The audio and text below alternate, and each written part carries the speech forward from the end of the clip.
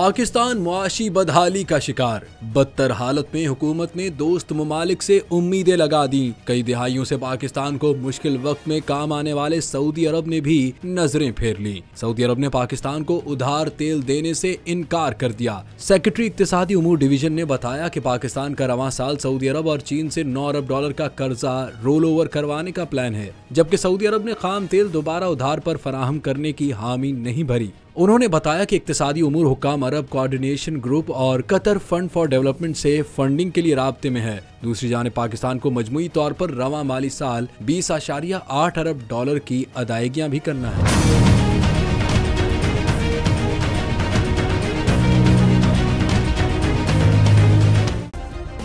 Subscribe करें और bell दबाएं ताकि कोई खबर रह न जाए।